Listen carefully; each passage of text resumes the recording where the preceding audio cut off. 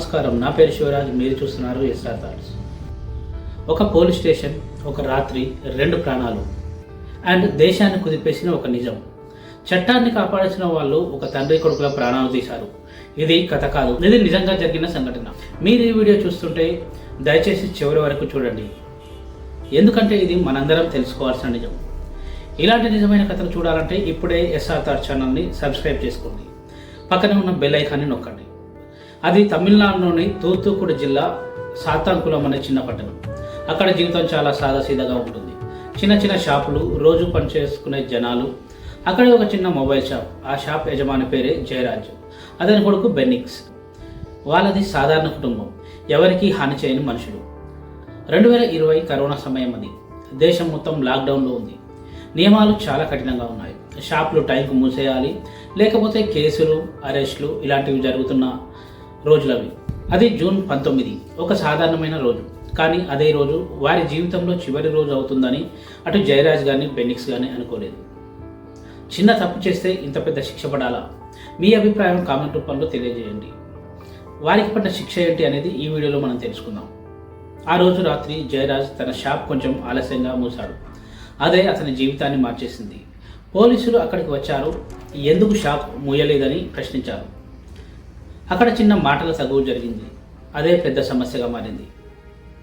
పోలీసులు జయరాజ్ని స్టేషన్కి తీసుకెళ్లారు.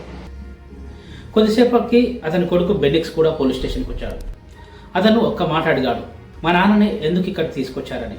ఆ ఒక్క మాట వారి జీవితాన్ని పూర్తిగా మార్చివేసింది. ఇక నుంచి కథ చాలా భయంకరంగా మారుతుంది. మీరు స్కిప్ చేయకుండా చివరి వరకు చూడండి. పోలీస్ స్టేషన్ బయటకు చూస్తే చాలా సాధారణంగా ఉంటుంది, కానీ ఆ రాత్రి లోపల ఏం జరిగిందో చాలా భయంకరం. ఆ రాత్రి వాళ్ళ కేకలు చుట్టుపక్కల వారికి వినిపించాయి. వాళ్ళను ఆపకుండా కొట్టారు. వాళ్ళ శరీరం అంతా గాయాలతో నిండిపోయింది. ఒక్కసారి ఆలోచించండి, మీ కుటుంబంలో కూడా ఎవరికైనా ఇలా జరిగితే ఎలా ఉంటుంది? మీకు కోపం వస్తుంది కదా. మీకు కోపం వస్తే ఒక లైక్ కొట్టి మీ స్పందన తెలియజేయండి. ఇక పోలీస్ స్టేషన్లో అక్కడ ఉన్న వాళ్ళంతా సహాయం చేయాలనుకున్నారు, కానీ ఎవరూ మాట్లాడలేకపోయారు. ఆ రాత్రి పోలీస్ స్టేషన్ గోడలై ఆ ఘటనకు సాక్ష్యాలయ్యాయి. ఇంకా అసలు కథ ముందుంది. ఆసుపత్రి, మరణం, ప్రజల ఆగ్రహం. ఇలాంటివి తెలుసుకోవాలంటే వీడియోని చివరి వరకు చూడండి. ఆ రాత్రి జరిగిన హింస తర్వాత జయరాజ్, బెన్నిక్స్ ఇద్దరిని జైలుకు తరలించారు. వాళ్ళ పరిస్థితి అప్పటికే చాలా దారుణంగా ఉంది. నడవలేకపోయారు, శరీరం మొత్తం గాయాలు. అక్కడ ఉన్న కొంతమంది ఖైదీలు వారి పరిస్థితి చూసి షాక్ అయ్యారు. ఇది మనుషుల మీద జరిగిన పని కాదు అని వాళ్ళు అనుకున్నారు. కొన్ని గంటల తర్వాత జయరాజ్ మరియు బెన్నిక్స్లను ఆసుపత్రికి తీసుకెళ్లారు. డాక్టర్లు చూసి వారి గాయాలు చాలా తీవ్రంగా ఉన్నాయని చెప్పారు. బెన్నిక్స్ చాలా నొప్పితో మాట్లాడలేకపోయాడు. జయరాజ్ తన కొడుకును చూసి ఏమీ చేయలేక నిశ్శబ్దంగా ఉండిపోయాడు. ఒకసారి ఆలోచించండి, ఒక తండ్రి తన కొడుకు ఇలా బాధపడుతుంటే మీకు ఎలా అనిపిస్తుంది? కామెంట్లో చెప్పండి. అది జూన్ 22. బెన్నిక్స్ ఆరోగ్యం మరింత క్షీణించింది. ఆ రోజు అతను ప్రాణాలు కోల్పోయాడు. కేవలం ఒక రోజు తర్వాత జూన్ 23న జయరాజ్ కూడా తన కొడుకు వెంటే ప్రాణాలు వదిలాడు. కొన్ని గంటల వ్యవధిలో ఒక కుటుంబంలోని 2 వ్యక్తులు ఈ లోకాన్ని విడిచి వెళ్ళిపోయారు. ఇది సహజ మరణం కాదు, ఇది వ్యవస్థ చేసిన హత్య. ఇది విన్నప్పుడు మీకు కోపం రాలేదా? వస్తే ఒక లైక్ కొట్టి మీ స్పందనను చూపండి. ఈ వార్త బయటకు వచ్చింది. మొదట చిన్నగా, తర్వాత దేశం మొత్తం వ్యాపించింది. సోషల్ మీడియాలో ఒక్కసారిగా ఆగ్రహావేశాలు కట్టలు తెచ్చుకున్నాయి. #Justice for Jayaraj and Bennix అనే హ్యాష్ట్యాగ్ ట్రెండ్ అయింది. ఈ విషయంపై సాధారణ ప్రజలు, సెలబ్రిటీలు అందరూ స్పందించారు. ఇది అన్యాయం, ఇది మానవత్వానికి అవమానం అని అందరూ స్పందించారు, మాట్లాడారు. తమిళనాడు మొత్తం నిరసనలు మొదలయ్యాయి. ఇలాంటి ఘటనలు మళ్ళీ జరగకుండా ఉండాలంటే ఏం చేయాలనుకుంటున్నారు? మీ అభిప్రాయం కామెంట్లో చెప్పండి.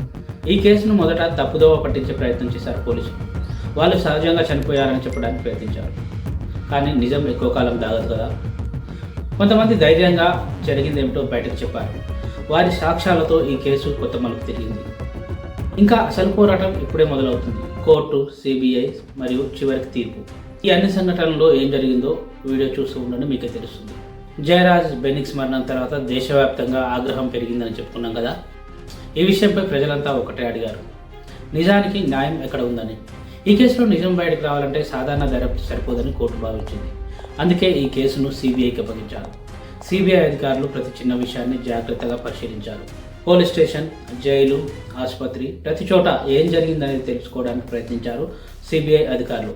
ముఖ్యంగా వారి శరీరాలపై ఉన్న గాయాలు ఈ కేసులో కీలక సాక్ష్యాధారాలయ్యాయి. నిజం బయటకు రావడానికి ఇంత సమయం పట్టడం సరైనదేనా? మీ అభిప్రాయం కామెంట్లో చెప్పండి. ఈ కేసులో ఒక ముఖ్యమైన మలుపు ఒక మహిళా కానిస్టేబుల్ ఇచ్చిన సాక్ష్యం. ఆమె ధైర్యంగా స్టేషన్లో జరిగిన నిజాన్ని చెప్పింది. వాళ్ళను తీవ్రంగా కొట్టారు, ఆపకుండా హింసించారని ఆమె సిబిఐ అధికారులకు వెల్లడించింది. కోర్టులో చెప్పింది. ఆమె మాటలు ఈ కేసుకు బలమైన ఆధారమయ్యాయి. ఇంకా కొన్ని సాక్ష్యాలు జరిగిందేమిటో స్పష్టంగా చూపించాయి. పోలీసులు సాక్ష్యాలను దాచేందుకు ప్రయత్నించిన నిజం బయటపడింది. ఇక్కడ ఒక విషయం గుర్తుంచుకోండి, నిజం ఎప్పటికైనా బయటపడుతుంది. దీనిని ఎవరూ దాచేందుకు అవకాశం లేదు.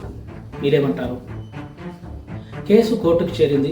ప్రతి ఒక్కరూ ఎదురు చూస్తున్నారు తీర్పు ఎలా వస్తుందోనని. కోర్టులో ప్రతి ఆధారాన్ని పరిశీలించారు. వైద్య నివేదికలు, సాక్షుల వాగ్మూలాలు అన్నీ చూసిన తర్వాత కోర్టు ఒక నిర్ణయానికి వచ్చింది. అదే పోలీసులు తమ అధికారాన్ని దుర్వినియోగం చేశారని.